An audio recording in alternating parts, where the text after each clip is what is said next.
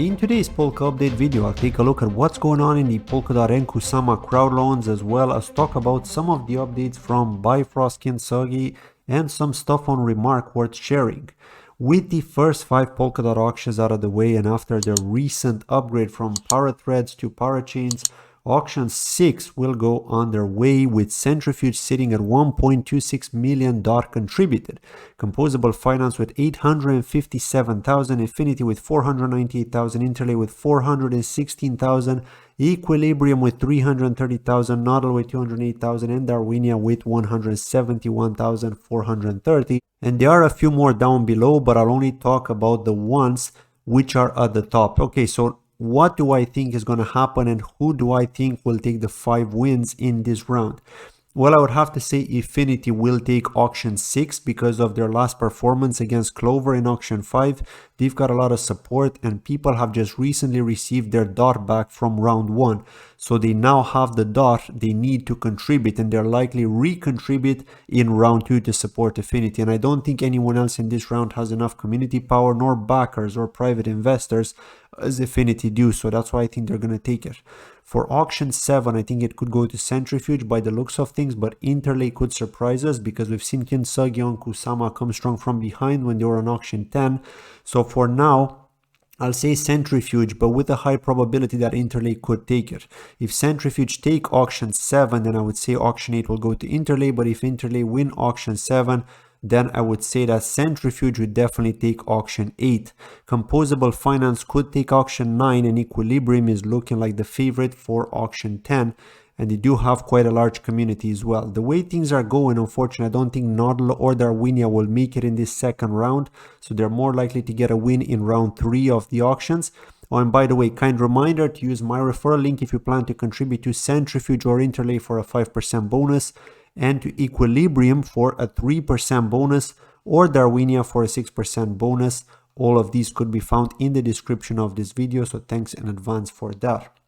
Crush Shadow have surprised everyone when it comes to the Kusama crowd loan. So just when we thought Sakura are in the lead, Crush Shadow came from behind with a 26,118 KSM contribution to take the lead for the first position. But do remember that this has happened a bit late, as Sakura were already in the lead for the first 2 days of bidding, which are the most important days where 100% of the blocks count. After that, they gradually drop in probability, so that means that the candle is likely to have taken one of the blocks from the first 2 days rather than the ones in the last few days. So I still think that Sakura will take this win, even if I'm not happy about them, since the Akala code copying FUD we've discovered recently and which has been shared around the community. So basically, to keep things short, Clover have been copying the code from Akala. So they're basically doing a copy of their DeFi product, and there's definitely a FUD, right? There's definitely nothing positive, nothing to be proud of. So obviously Sakura are in the same boat because we're talking about the same team here. And also in the past, there was some issue with Sakura and the way they've handled the crowd loan, and that's basically caused a lot of FUD as well in the community. So yeah, I'm just not seeing the kind of support they should receive, to be honest. You know, I'm just not, it's not making sense to me. Cross will likely take the next win though, which leaves 2 more winners for this round, and it does look like they could go to Robonomics or Integrity, because Sherpa X are unlucky once again and have dropped in ranks, as the Chainx community just doesn't seem to have enough KSM to support them more, so they could end up waiting for round 5 of the Kusama auctions, but we'll see how things go, of course. Bifrost have also launched the first VS Dot farming pool, which will start with the Composable Finance crowd loan. You can enjoy a 20,000 shared BNC reward for the following 9 days if you decide to take part and contribute to Composable Finance through Bifrost's SALP method on their dashboard on bifrost.app/farming. And before I continue on with the rest of the Polkadot updates, I'd like to take a moment to thank today's channel sponsors, Gamesta. So let's watch this short clip first. Thank you. Enter Gamesta, the AI-powered guild enabling investors to connect to and empower thousands of players, many from developing countries throughout the world. Gamesta uses proprietary AI and machine learning technology to improve decision-making processes on both the asset acquisition and the asset deployment, ensuring maximum yield for investors. The Gamesta ecosystem is powered by the CSG token with a total supply of 1 billion. Copper Launch is a perfect strategy to raise funds and launch the CSG token, as in essence Gamesta is a fund with the value of the CSG token directly linked to the assets under management. The more raised, the higher the token price, backed by a bigger asset base, therefore giving self-perpetuating value. Gamesta are also running a token auction event. Gamesta will reward all investors the opportunity to win some substantial prizes, not least a brand new Tesla Model S or $100,000 if a minimum contribution of $250 is done. The prices include one Tesla Model S or $100,000 in USDC, 30 GameX Black Card for top contributors, 10 Black GameX Card prize draws for all contributors. For more details on the conditions, please check out Gamesta.ai and contest.gamesta.ai, which can both be found in the description of this video. Thank you for watching. And next, I want to give you a Kintsugi update. Community governance decentralizing Kintsugi from day one. So let's take a look at this article here. So Interlay is running for a win in the Polkadot Parachain slot auctions, and of course round 2, because I've just been discussing that. While Kintsugi, already a winner in Kusama, takes the first step into true chaotic DeFi and launches Kint. It's time to talk about governance. So not only are we going to talk about governance, but we'll also talk about staking, which is something that they've been posting here in this article, and I am interested in, and I'm sure you probably are too if you've contributed to the Kintsugi crowdloan, or maybe are interested in simply purchasing Kint off the market. Again, not financial advice, some people would likely do. What is it all about? Well, Interlay and Kintsugi's mission is to bring Bitcoin to any blockchain. As we well know, they are the bridge between Bitcoin and Polkadot, and Bitcoin and Kusama for Kintsugi.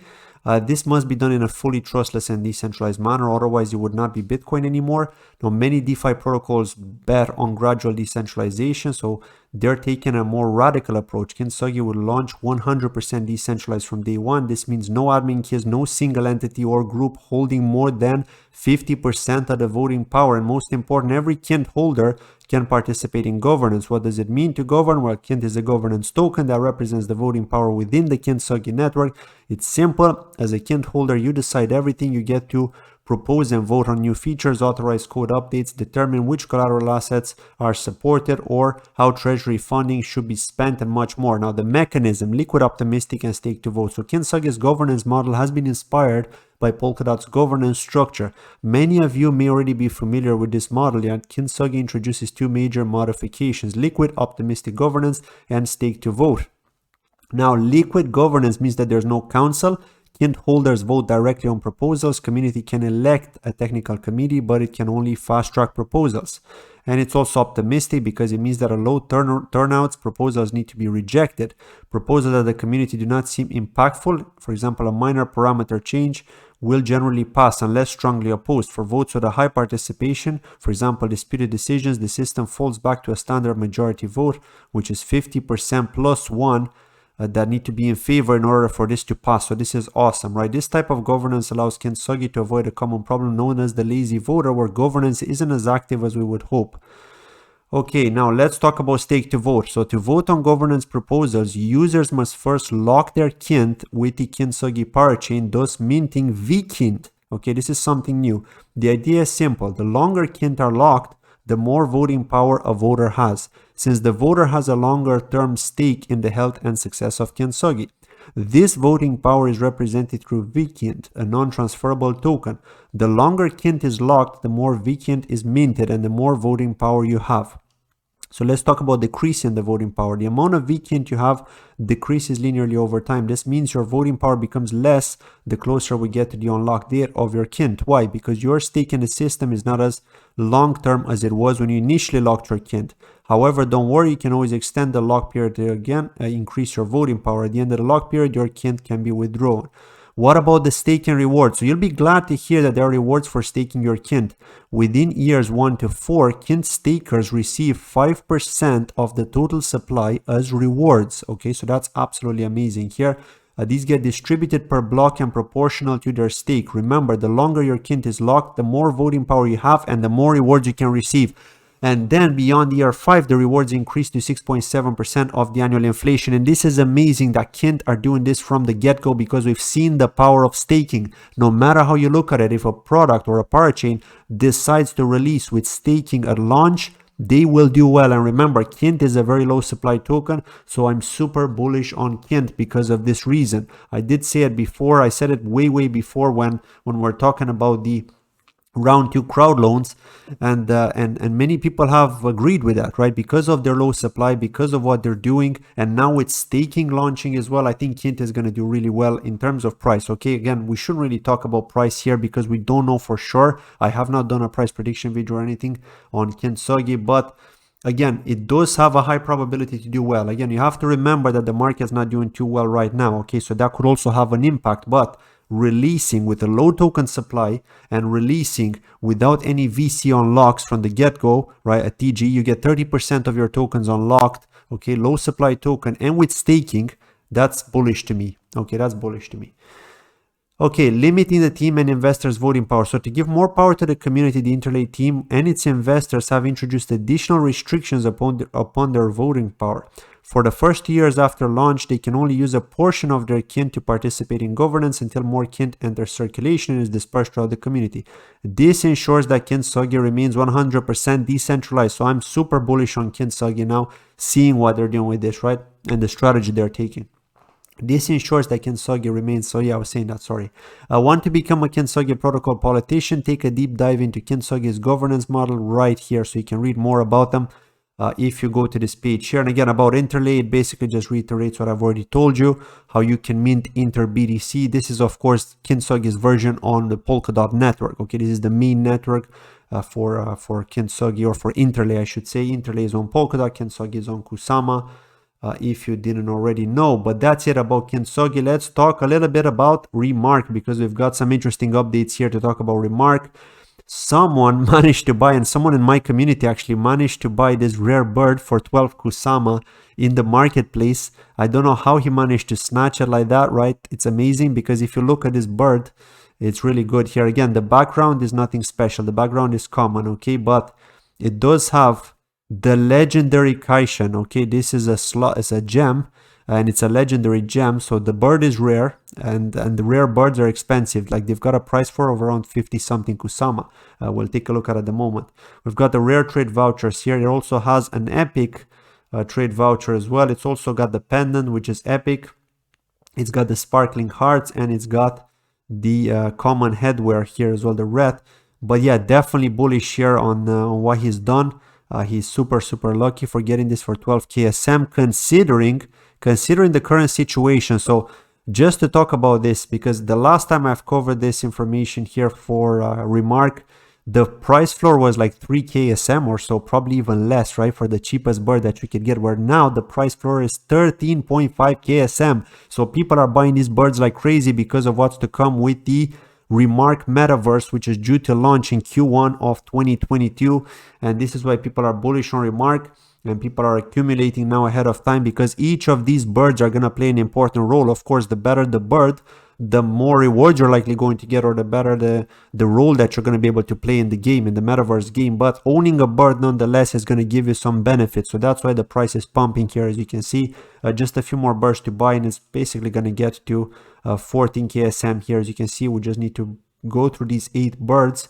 Although I'm expecting maybe some other people to lower the prices here, because they're competing against each other and they keep lowering the prices. I saw this at like 13.8 earlier on, and now it's already 13.5. So it's just competition until people are buying this off. But if you go here to recently listed, we could see a list here of all the different birds that are for sale. So we could see we've got a rare bird here, 89 KSM. And this is how this guy from my community managed to snatch that rare bird. Basically just went to recently listed. He kept on checking this every few minutes, right, obviously in his free time, and he managed to snatch this here. So as you can see, the majority are rare here for sale. They are quite expensive. Okay, I really like these ones with the Shiden cape, by the way. This is the Shiden cape here, the one that you see here. Nobody else seems to have this. This one, the Halloween, the pumpkin as well. The pumpkin headwear. If you go to next year, we can see more. Look at this one here, the dolphin, the shark. What else do we have? This one looks pretty cool as well. I mean, look at this one. This one looks pretty cool, but why is it so expensive? Why is it so expensive? Let's take a look at this, because I don't understand. Oh, okay, right. So the ones that have a full set, right? I think these ones are going to be important. So as you can see, 0.01% have this. See, look, you can see here, this is the reason why it's got a full set, right? It's super rare. It's super rare. Depends on the theme, the face, the tail, the right wing, right, all of this. And then they get marked with this star here with the full set. And these ones tend to be more expensive. But again, I think this is way overpriced, to be honest. 1,350 KSM for a full set limited edition bird. I think it's way too expensive. But I do expect them to have some special role, an important role, to be honest, in the upcoming metaverse if they've got a full set. Okay, I'm not sure if it's going to give them some advantage when it comes to winning battles, etc. But they'll definitely have some sort of advantage. Okay, so again, these are all the super founder ones that you can find. The gems are still not for sale yet. Okay, you cannot sell, you cannot buy any of the gems. But if you hold a bird that has the Njord or the Njordson, the Njordson is this other gem here, you get a share of the Kusama fees that they're generating from this platform. And that's pretty awesome here. You basically get passive income for holding any of these two gems. And they actually only come equipped with the birds, with the legendary birds at the moment. I think some rare birds also get them. But it's mostly the legendary, not the legendary, the founder birds, I should say. The founder birds have the legendary gems most of the time. And then if you go to items here, you can see all the different items, etc. I've covered this information before, but when I did the review quite a while back, but this is pretty much how it is. So yeah, I just wanted to quickly cover this to say, wow, amazing that if you actually pay attention to this, you can actually get a gem. A gem as in a really cheap bird, which is worth a lot of money. And also, aside from that, the floor price for these Kanaria birds are just growing like crazy. It's just amazing. I didn't expect anything like this to happen, at least not so quickly. So let's see how things go when it comes to the metaverse, right? When the metaverse launches, I am expecting these birds to pump even more in price. It's very likely, right? That's been it from today's video. Thank you for watching, and don't forget to drop me a comment below telling me what you think. See you in the next video. Bye bye.